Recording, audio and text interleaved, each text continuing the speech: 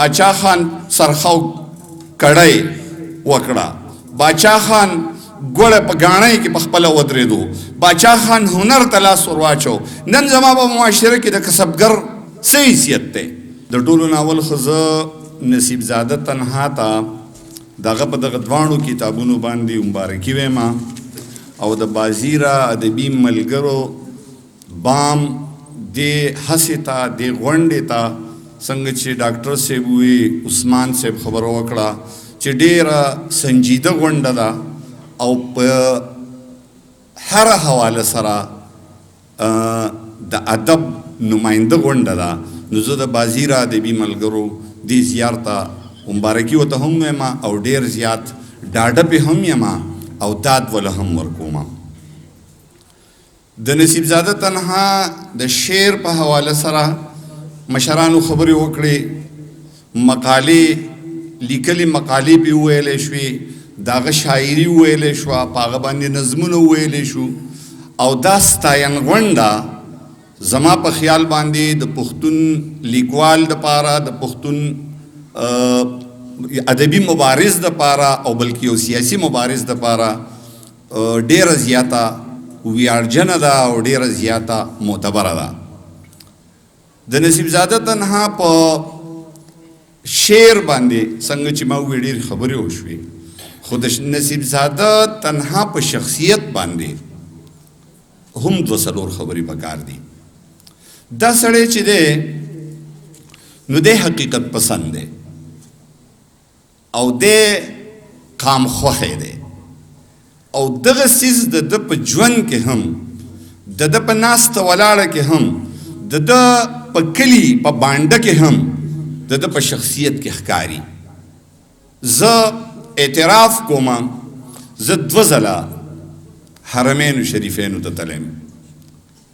وړاندې ځل زه د نصیب زاده تنها صاحب په مرسته ملګرتیا او ډاډ باندې تللی یم او دې سړي ما له لار سمه کړې ده او زه حرمینو شریفینو ته تللی یم. بیا د ریاض نه مکې مکرمې ته دا سړی ما له راغلی دی، زما سره یې دوه څلور ورځې تېرې کړي دي او زما چې کومه مېلمستیا وه هغه یې زما سره داسې کړې ده لکه چې زما یو کشر ورور هلته مزدوري کولو دی ما له راغلی دی. نو زما دپاره خو دغه ډېره زیاته لویه او د ویاړ خبره ده. بله خبره دا ده چې د ژوند د کامیابۍ راز چې دی که نه نو دا د قام خوښۍ د تصور په تفهیم کې پروت دی. نصیب زاده تنها قام خوښی دی. زما د خپل قام سره مینه ده. ولې؟ زما د خپلې خاورې سره مینه ده. ولې؟ نصیب زاده تنها په دغه تفهیم رسېدلی دی، په دې دی پوهه دی چې زما د خپل قام سره ولې مینه ده، زما د خپلې خاورې سره ولې مینه ده، د ده زما سره ولې مینه ده، د ده د دې شاعرانو ادیبانو سره ولې مینه ده. دی هسې د ړندو د لاس غرګې ده نه دی ایشتلی، ده د خپل مرام او مقصد معلوم دی. د دې وجې نه دا نن نماینده غونډه او نماینده ډله چې ده د دې سړي دپاره راغلې ده او دته ناسته ده. زه دا اوس بېله خبره دی چې قام خوښي څه شی دی.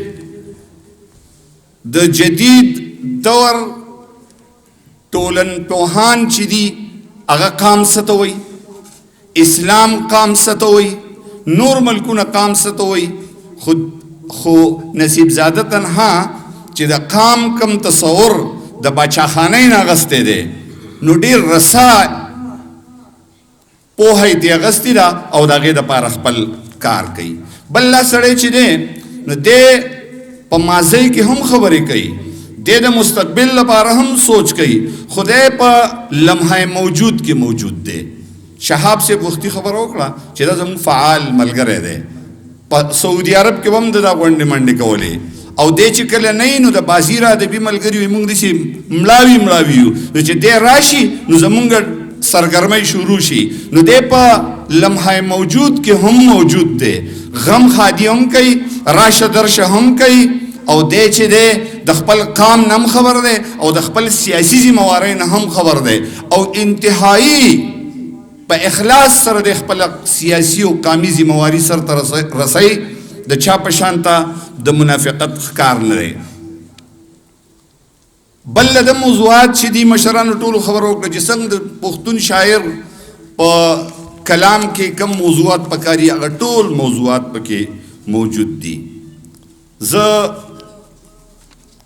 دته دا درناوی لرم چې د خپلو دواړو کتابونو تړون چې دی نو یو یې د خدای بخلي ګل زمین سید صاحب په نوم کړی دی او یو یې د ښاغلي جمیل خان لالا په نوم باندې کړی دی او دا د دې تحریک سره او د دې قام سره او د دې قام د مرام سره د مینې اظهار دی چې کومو سړو د دې تحریک لپاره خپل وینې زوی ورکړي دي خپل وختونه ورکړي دي د خپلو بچو د خولې نه نوړی شو کولی د هغې ورکړي نو دی هغه خلکو ته درناوی لري. دا ډېره زیاته لویه خبره ده.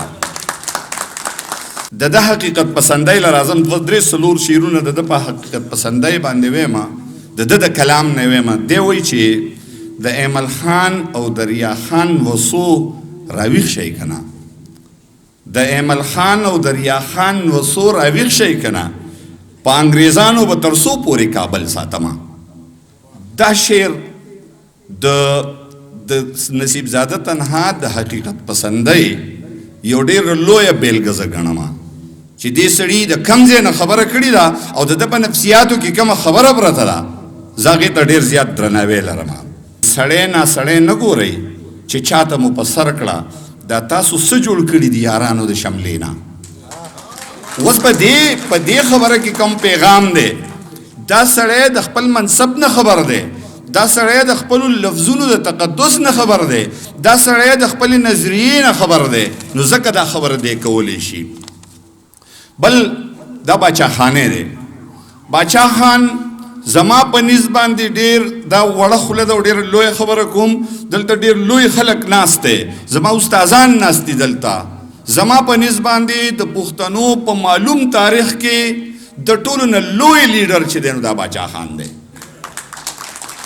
اوس باچا خان انجمن اصلاح افاغنه یو تنظیم دی جوړ کړی دی. ما وړوکې غونته یو ټرم پیپر په خپل پی ایچ ډي په دې دوران کې په دې باندې لیکلی وم نو ما یې د جدیدو د دې دور د تنظیمونو سره موازنه کړې وه د انجمن اصلاح افاغنه د دې دور د تنظیمونو آیینونه چې ته راوالې د هغوی ابجیکټیوز چې ته راوالې د هغوی د عهدو انتخاب طریقې چې راوالې نو په انجمن اصلاح افاغنه چې پوره 100 کاله مخکې تاریخ لري د هغه تنظیم زه وایم چې ګینې د جدید دور د تنظیم سازۍ د اثر چې دی نو دا د انجمن اصلاح افاغنه نه اخیستی شوی دی. په ساینسي بنیادونو باندې باچا خان او د هغه ملګرو د دې قام د رضوان الله شمال صاحب خبره وکړه د دې د تربیت خبره د دې قام د سیاسي مرام خبره د دې قام د سماجي مرام خبره باچا خان کړې ده. نو ولې نه چې نن دې هم په ساینسي بنیادونو باندې د باچا خان فکر خور کړی شي. د ساینس نه خو مونږ انکار کولی نه شو د سوشل میډیا نه خو مونږ انکار کولی نه شو نو زما خو به دا خواست دي چې د باچا خان فکر دی د دې بنډار نه او د دې ځایونو نه بهر ته وځي او عام کړی شي خو په ساینسي طریقو باندې او په ساینسي طریقو باندې به زمونږ سماجي ساینسدانان پوهیږي او زمونږ سیاسي مشران به پې هم پوهیږي. بله بس خپله خبره راغونډومه تنها صاحب حقیقت پسند دی او امن خوښي چې ده نو دا حقیقت پسندي ده. هغه وایي مه کوئ دلته بارود مه وروئ دلته د سرو ګلونو کر پکار دی یو ځلې بیا د تسنس شوي قام له د باچا خان په شان رهبر پکار دی. په دې دویم شعر کې تنها صاحب کومه خبره کوي د باچا خان افکار موجود دي د باچا خان د شخصیت هغه جادویي شخصیت موجود دی دلته خو په هغې باندې ټیک ټاک عمل نه دی شوی او دلته کې نصیب زاده تنها صاحب دا خبره کوي چې په دغه یو بل کردار داسې پکار دی چې هغه د باچا خان په شانته دا قام راغونډ کړي د دې قام د ترقۍ او خوشحالۍ خبره وکړي په دې قام کې د سماجي تفریق چې کومې اوس هم خبرې پرتې دي په هغې باندې خبره وکړي. عزیز لالا خبره وکړه چې باچا خان سرخو کړی وکړه، باچا خان ګوړه په ګاڼۍ کې په خپله ودرېدو، باچا خان هنر ته لاس ور واچو. نن زما په معاشره کې د کسبګر څه حیثیت دی؟ څوک وله کم مقام ورکوي. به هر حال د باچا خان د افکارو نه که مونږ هم هغه شانته په ساینسي بنیادونو باندې استفاده وکړو نو دا قام یو دی. دې قام له هېڅ څو شکست نشي ورکولی. سیاسي طور هم دا قام منظم کیدی شي او وړاندې تللی شي. بس خپله خبره راغونډوم. دی وایي تنها صاحب وایي دا د ایمان دی او دا د حقیقت پسندۍ یو بل مظهر دی چې زموږ لارښود زموږ ښکلی نبي صلی الله علیه وسلم په انبیاو کې ښاغلی نبي جهالت ختم شو، تیارې شوې رڼا کله دنیا ته چې راغلی نبي کړي شفاعت به یې په ورځ د محشر دی بختور چې چا منلی نبي. او وختي سالک صاحب چې کوم شعر وي هسې زړه پې ځان له مخ وره تنها ګله هغه کېږي چې څه لیک وي لازله. نصیب زاده تنها چې دی د ژوند شاعر دی، د رومان شاعر دی، د په خپل قام مین دی، د خپل خاورې سره مینه ده، د خپل فرهنګ سره مینه ده.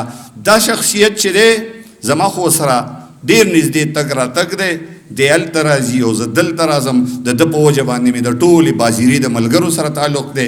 زما په وجه د ده د ټول مرستیال لیکوال ملکڼ او د ملکڼ سره تعلق دی. الله پاک دی د ده په شخصیت کې، د ده په قلم کې، د ده په فکر کې نور هم توان پیدا کی چې دغه اصلي نظریه او مفکوره وړاندې بوځي. ډېره زیاته مننه که څه کمې زیاتې شوې.